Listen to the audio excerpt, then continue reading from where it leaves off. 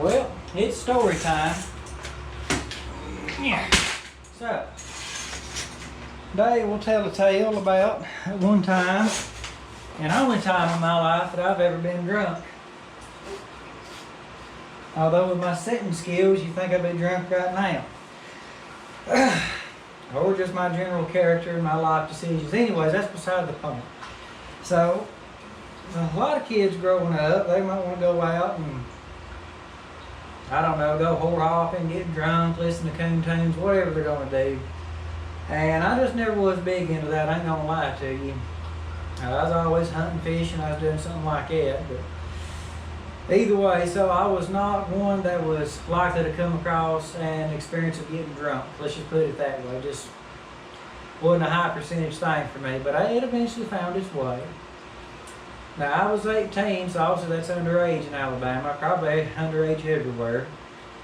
But I was 18, and I used to go to a few get-togethers here and there. I never would drink. I still ain't never done pot. I've never popped a pill. I've never done any kind of drug. Just the only thing I've done is coffee, and I got drunk one time, and that's it.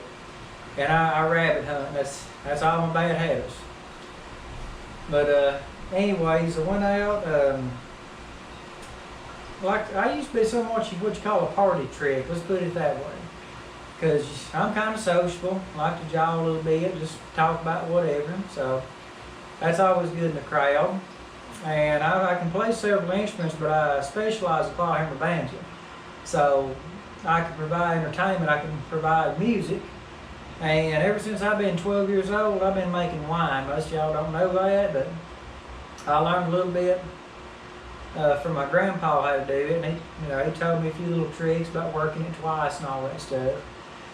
But either way, so I could provide a little bit of alcohol through the wine, I could provide entertainment through the banjo, and I could just be social and just be a good person to hang around. So yeah, I got invited to a lot of get-togethers in barns and shops and sheds and just whatever, those kind of get-togethers.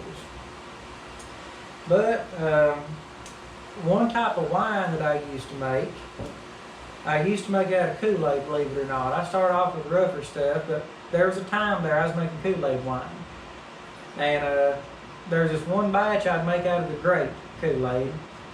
And I used my pop's trick about working it twice. And the purpose of that is it turns it real strong, get a little bit more alcohol out of that second working, Makes it pretty stout. It's stouter than what wine should be, let's put it that way. And I also focused on making it real sweet. The taste don't come from the sugar, that's where your alcohol comes from. The more sugar you put in it, the more alcohol you're going to end up with. The taste comes from what you're making it out of. And so I'd usually put a few extra packs in there of the Kool-Aid mixture to make it a little sweeter. So I made it really sweet, and I made it really strong. Now, why would I do that? Well, if it ain't sweet, women won't drink it. And if it ain't strong, it won't get them drunk. So, you kind of see where I'm going with this drink. And matter of fact, we affectionately named it Purple Panty Dropper. So anyways, y'all might get a kick out of that. So a buddy of mine invited me one night to go over there to one of their little get-togethers out in their shop, and I showed up, brought the banjo, I brought 2 jugs of that purple panty dropper, and we got together, did our normal thing. I didn't really drink or do nothing, but but finally it was starting to wind on down. Everybody's starting to go home, and it's just getting down to just the trusted few, And it's that way at any get-together. You got the trusted few and then a whole bunch of people they invited. Well, they tend to go home and it was just the trusted few left.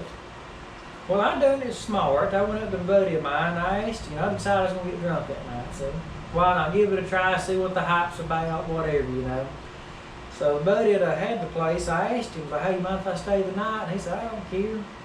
Well, that ain't what he said, but I'm not going to say what he actually said. But he didn't care. That's a long story short. And I said, okay. Well, I went over there, and that night a bunch of them had been drinking this wild turkey, something of the real stout stuff. I forgot what percentage it was, like 75, I don't know. It is pretty stout stuff. And I went over there, and there was so much of a bottle left of it. And I got me a chipmunk mouthful. I don't mean like shot. I'm talking about my cheeks swelled out full of that wild turkey. And then I chased it with some of that purple panty dropper, because I hear people tell in the past you mix beer and liquor to get you sick. And well, you know, wine and liquor will get you real good and sick. And I was right. I was very right. But anyhow, that chipmunk mouthful, cheap, whatever, full of that purple panty dropper behind the whiskey. A little bit more whiskey, a little bit more purple panty dropper, and then I finished off that bottle of wild turkey. And I done all this within like 30 seconds. Now y'all gotta understand, I'm kind of fat right now. I weigh about 195. I'm not proud of that, but it is what it is. Back then, I might have weighed 140. I was skin and bones. Never drunk before this point. Never didn't have any kind of tolerance whatsoever. This was a whole new ordeal. Whole new ordeal. Well, anyways, I done that, and it wasn't 5-10 minutes later, man, I was feeling pretty good, you know, I ain't gonna lie to you. It was kind of enjoyable. You know, you wouldn't really walk straight, you kind of walk you wouldn't really sideways, you wouldn't really straight, you just kind of walking like that, you know. And then this is where the story gets embarrassing, so anybody that knows me and they don't want to really know any embarrassing stuff, just click away. Now's your chance. Anyways, so, like, I'm not a dancing man, I ain't a singing man, you know, I don't dance and stuff like that, but I done a little bit of that night, and I ain't gonna say what happened, it's a little too embarrassing, but that went on. Wasn't nothing fancy, it was just 3 guys, so I wasn't dancing with nobody, they was just sitting on the couch laughing their butts off, but anyways, and I remember playing that banjo, and here's what I thought was cool. Like, I can remember playing that banjo, and I never would, like, I never did miss a lick. I could play, hit every note, do just fine. I did notice, however, sometimes I would sing the same lyric twice in a row or something stupid like that, so I thought that was interesting how my speech was affected more than my actual physical capabilities. I don't know if that's normal, y'all let me know if it is, but anyhow, I'm not a drunk expert. It happened to me one time, and I was nowhere near experienced that time neither. So I remember picking, doing all that. I mean, it was a challenge to walk outside and take a piss. It really was. Trying to walk across that floor, not fall, stumble on stuff. That was an adventure. That was a 20-yard adventure. Okay, that was interesting. Now, that was all fine and dandy for 30 minutes. Now, the following 48 hours, now that wasn't no fun. That sucked. Oh man, that sucked. Because I remember there was one point in time I was walking around hooping and hollering, and I remember just laying on the ground on that concrete shop floor, belly down, teeth down. I remember my teeth being on that daggone pavement. Luckily nobody fell on me and knocked my teeth out. But I remember sitting there, and I could not move. I was fully conscious. Like, I was aware of everything going on around me, could hear everything, could not move. I don't know if that's normal or not neither, but I absolutely could not move. And I remember just sitting there, I finally had enough strength to finally turn my head to the side. I've been laying there, I don't know, 10, 20 minutes. Now, B. That was a rude interruption. But anyways, so I've been laying there 10, 20 minutes, whatever it was. I finally got enough strength to just turn my head to the side, and I puked about the biggest circle you've ever seen. I mean, it's just all over the place. I don't know how long I sat there, 30 minutes, I don't know, just puking every so often. And I finally, there was a guy there, he could kind of hold his liquor after he'd been sitting down a while. He was nice enough, they had no wood stove over there, and they had it burning. He was nice enough to take some of the cushions off the couch and lay them in front of this, kind of make me a bed on the floor next to that heater, you know. And I remember sitting there and telling him all kind. I ain't gonna say what I said, but I was like, man, if I die, tell so and so, whatever, you know, because it was bad. Like, I thought I was gonna die. But anyways, so I sat there for a while, and finally he figured out I was gonna be okay. He stayed there a good long while. I mean, he's an okay dude to be around. Well, he finally got up and left, and I didn't know where the actual guy that owned the place was. I didn't know where he was at. Well, finally, that next morning, you can finally hear some roosters crowing out there, and the sun's barely coming through them shop windows. And I hear a racket, and I look around. This guy, he was passed out on the pool table. He just sat up like nothing ever happened. He's like, "Morning." And I was like, "Morning." He got up, walked outside, and whoa! He puked all over that, went in the house, and went to sleep. I was like, "Man, that is lucky." There I am, puking all night, thinking I'm dying. He just, puked it up and went to bed. I was jealous. I ain't gonna lie, I was jealous. But anyways, I finally got enough strength to wake up and go in there, and he came back, he got out of bed, come check on me. And he told me, he's like, "Hey man, to make it go away, so drink you some more whiskey." I'm like, "Okay." So I got some more whatever liquor he had laying around. And I drank a little bit of it, puked it right back up. And y'all gotta understand, this 48 hours, I didn't go 15 minutes without puking the whole time. The whole time I didn't go 15 minutes without puking. It was rough. But anyways, I took some of that whiskey, puked it right back up. That was bad. Here, try a Coke. Took some Coke, puked it right back up, all fizzy and stuff. This story's getting graphic. Y'all just turn away now. I just don't put yourself through it. But anyways, a little while later, he's like, "Well, try some water." I took some water, puked the water right back out. I literally couldn't hold nothing down, but I wasn't thirsty. I couldn't eat anything, didn't want to eat. Couldn't drink anything, didn't want to drink. You lose all appetite, I guess.